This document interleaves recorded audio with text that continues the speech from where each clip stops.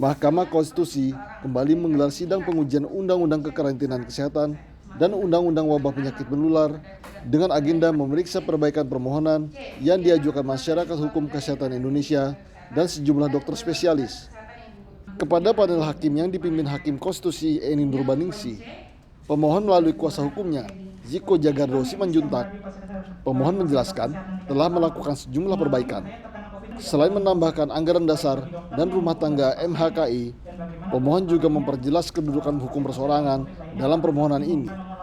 Menurut Ziko, pemohon 2, Dr. Eva Sridiana adalah perorangan warga negara Indonesia, dokter spesialis pulmonologi dan dokter respirasi atau paru yang saat ini bertugas melawan pandemi COVID-19 di beberapa rumah sakit, termasuk Rumah Sakit Darurat Wisma Atlet.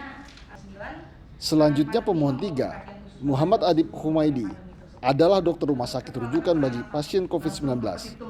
Pemohon 3 merasakan keterbatasan APD padahal rentan terinfeksi COVID-19. Sementara pemohon 4 dan 5 adalah dokter pada fasilitas kesehatan tingkat pertama yang juga rentan terkena COVID-19. Menurut pemohon, fasilitas kesehatan tingkat pertama memiliki fungsi secara aktif untuk melakukan pemeriksaan pada pasien penderita dan terduga COVID-19. Namun dengan berbelitnya proses pemeriksaan COVID-19, dokter di fasilitas kesehatan tingkat pertama seringkali terlambat mengetahui bahwa pasien yang pernah diperiksa olehnya terkena COVID-19. Menurut pemohon, ketersediaan APD beserta sumber daya kesehatan lainnya yang dibutuhkan merupakan tanggung jawab pemerintah pusat dan pemerintah daerah. Namun demikian, dalam pasal-pasal yang dipersoalkan pemohon tidak disebutkan secara jelas, sehingga menimbulkan ketidakpastian hukum.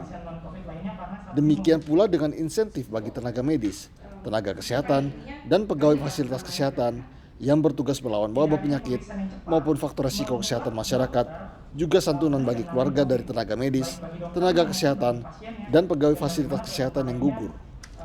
Pemohon berargumen, hal itu merupakan suatu kewajiban sebagai bentuk perlindungan hukum yang adil dan penghidupan yang layak seperti yang telah ditegaskan dalam konstitusi. Terhadap permohonan itu, Hakim Konstitusi Saldi Isra mengingatkan kepada para pemohon untuk menjaga sikap, tidak perlu berkirim surat kepada mahkamah terkait dengan putusan provisi. Menurut Saldi, hal tersebut menimbulkan kesan ketidakpercayaan pemohon kepada mahkamah. Ilham Wiryadi, Hendi Prasetya, MKTV melaporkan.